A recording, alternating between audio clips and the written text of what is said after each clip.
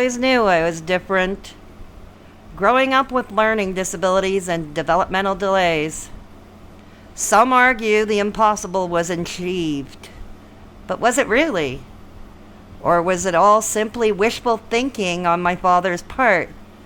To this day, no one seems to agree with what exactly happened back in those days. What is known today as neurodiversity was all unknown and thus taboo back in my day. Hey boys and girls, straight talking Fedora Chic coming at ya, and welcome to my channel. For those who are new here, we're a social commentary and story time channel, emphasis on mental health, but not exclusively, basically social issues of the day. If you're into that kind of thing, please consider subscribing and ring that little ringy dingy icon below so you can be notified every time I upload. Well, I guess some might call my story a miracle. Personally, I call it a curse. Here, all this debris, except for that building, all boarded up, you see, is all that is left of my early childhood history. So many other buildings I called home from that era, also gone. Montreal Children's Hospital, or what's left of it now, where it all started. Well, no, not really. I was actually born at the Montreal General Hospital just up the hill. But here was where weird and terrible things happened. In cartoony terms, I guess mad scientists and experiments. There were some good times interspersed, but I remember those less. Here, it was the early 70s. Justin Trudeau's father, Pierre Elliott Trudeau, was the Prime Minister of Canada. The youngest premier recorded in history, Robert Boo Boo Bourassa, presided over La Belle Province. Jean Drapeau, with his grandiose visions of the city he watched over, was in charge. Steinberg's was the major grocery chain. There was one just down the street from us on Cavendish and Sherbrooke where everybody congregated at the checkout line to gossip. Rare for an urban setting, but we lived pretty much in a tight-knit community where we all knew each other. Children frolicked, played, fought amongst each other while our moms would sip coffee amongst each other, planning the next Tupperware party and gossiping about who was not in attendance at any given time. In the opposite direction was a Woolworth on the corner of Somerled and Cavendish. If I behaved myself at the hospital or at nursery school, I would sometimes get a milkshake either from my mother or grandma from their lunch counter. Oh, how I loved their milkshakes. Only 3 flavors at the time. Chocolate, vanilla, and strawberry. Way back in the days where kids did not wear bicycle helmets. No one worried. When not only peanut butter sandwiches were actually permitted inside schools, but pretty much every kid brought one. Hey, why not? It stored well in a locker, it had protein, and it was cheap and readily available. Pretty much every kid, well, except yours truly. I never liked it. Yes, I even had to do school lunches differently from everybody else. A time when most people still had black and white TV sets with rabbit ears, often constructed from wire hangers. Nobody had cable. We functioned with 3 or 4 channels depending where one lived. I remember my father used to bang that TV to submission many a time. Us kids at the time learned our life lessons and ABCs from shows like Sesame Street, Mr. Rogers' Neighborhood, which, by the way, I did a review of the Mr. Rogers biopic trailer. It will be in the info card above. Mr. Dressup, who, by the by, was Mr. Rogers' original puppeteer. How's that for trivia? And who can forget Captain Kangaroo? But he was kind of corporatized, selling Buster Brown shoes from his show. Anyways, pretty iconic considering how many renamed the TV the Big Idiot Box. My father used to say TV would rot the brain. All similar memories to those of other Gen Xers I grew up with and around. Even some brief bouts of so-called normalcy. But again, I always knew I was different. Shortly after my father began his teaching career, and my brother was still inside Mummy's tummy, it was also when my parents got their first apartment. Here in the western part of NDG, in a 3-bedroom, 3rd-floor walk-up in the midst of a series of sixplexes, known simply as the Benny Farm. No idea to this day why it was referred to as a farm. I mean, it was not exactly agricultural, but anyway. The apartment cost $50 per month in rent.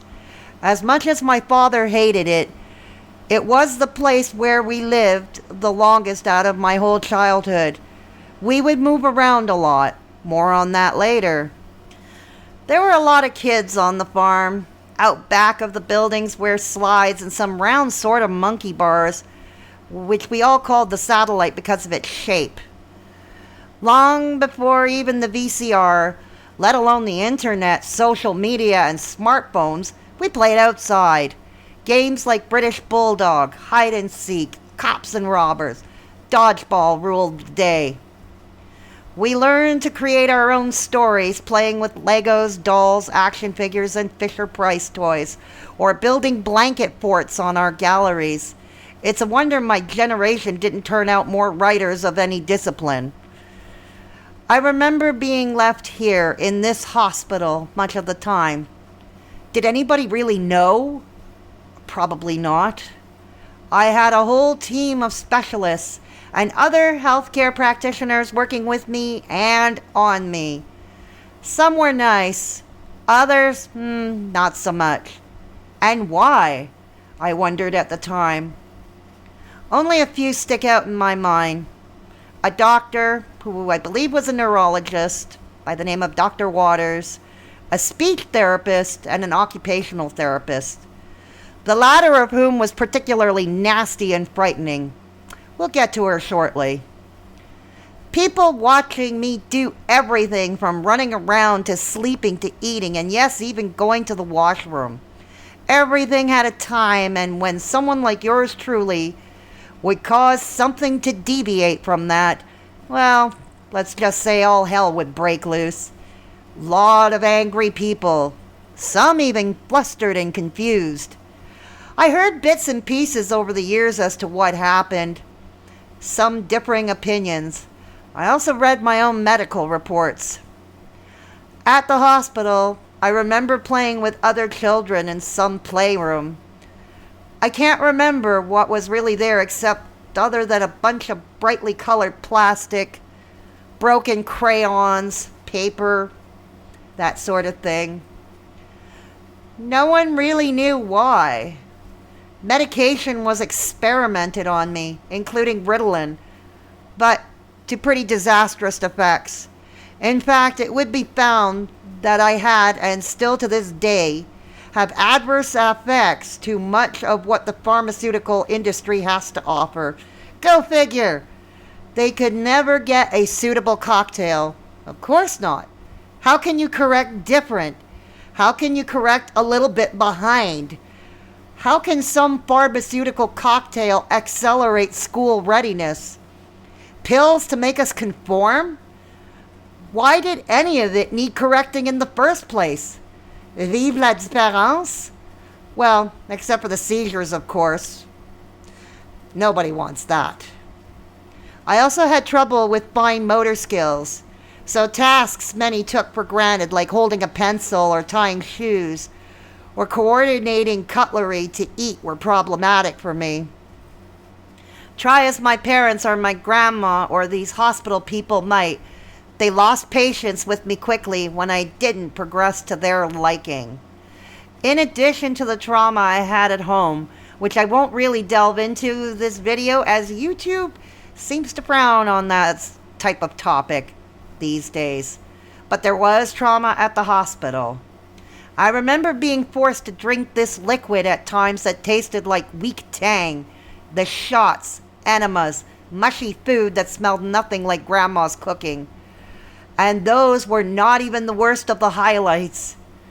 There were times I was strapped to a bed because I moved around too much. I screamed, I was loud. Well, of course, this was terrifying. The smell of very strong glue was in the air. And to this day, it's what I remember most. Boy, did I want out. I remember them going through my head with a pen. They kept poking my scalp. I later learned they had to make marks so as to know where to place the wires. Oh, and there were many wires indeed. Enough for an electronic spaghetti. Electroencephalogram, EEG it was called. Oh joy. I don't know what was most scary. The people in white, or the wires, or the smell of that glue that was used to paste the wires in my scalp. Whatever the case, I'd had enough. I'd had more than enough. I still get moments where that strong glue smell permeates around me. The task of teaching me how to talk began in earnest. Mrs. San Diego. To this day, I wonder if her first name was Carmen. She was the speech therapist. She wasn't as scary as the rest of them, but learning to talk like everyone else was frustrating, or at least talking in the way that everybody was expecting me to. First words I was proficient were effin' and shite. Oh, my pious grandma was not amused. She was so not amused. It was all that came out of my mouth, pretty much. She was embarrassed, and I remember how she blamed my father for it. Yep, he too swore like a sailor. Swore like he breathed. Hell, I think he could teach sailors how to swear. But honestly, I think that was one of his more endearing qualities. People tended to think, and probably still do today, see someone who cannot speak, or at least speak in a manner deemed socially unacceptable. It was and is assumed that they are dumb, dull, imbecile, idiot. There is nothing going on in that brain. They do not understand their surroundings. While the latter was true in my case, I really didn't understand my surroundings much of the time, but it wasn't because I couldn't speak or nothing was happening in my brain. If anything, too much was going on in my brain. I remember all the ideas, thoughts fluttering through. But it was all too weird. The hospital, the situation, all those people. Wires, x-rays, mushy food. Needles, weird drinks I was forced to drink. Foreign objects going up body cavities. Ugh. Nothing the other kids from the neighborhood had to endure.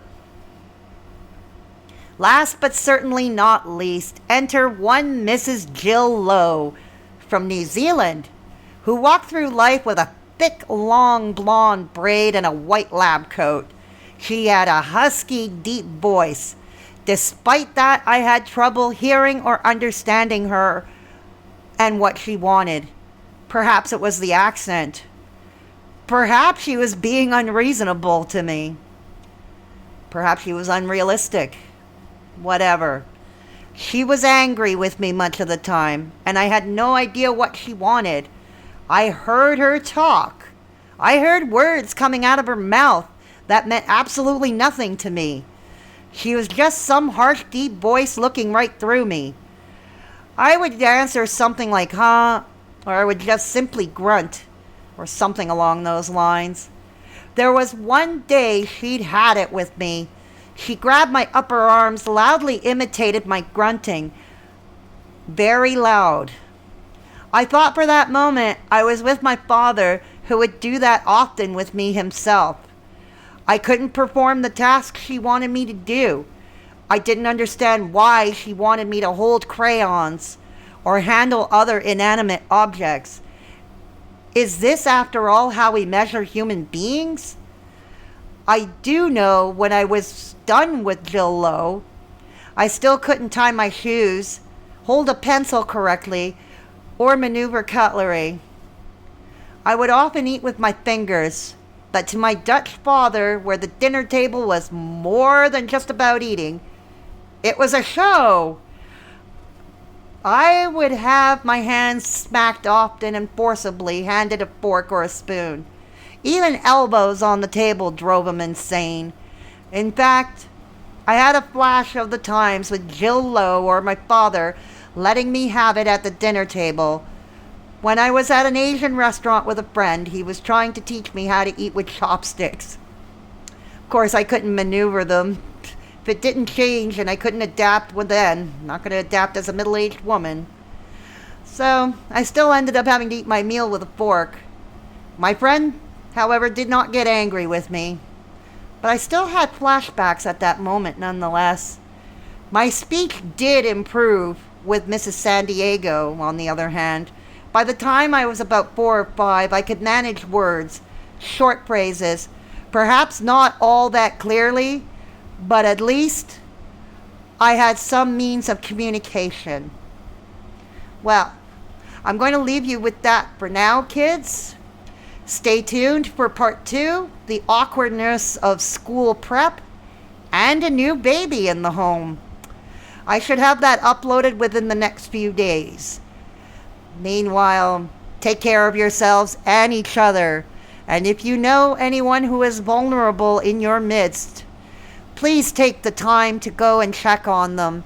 Have a coffee with them, share a meal, or lend a sympathetic ear. That's what just might make all the difference in the world to that individual. Straight Talkin' Fedora Chick, over and out.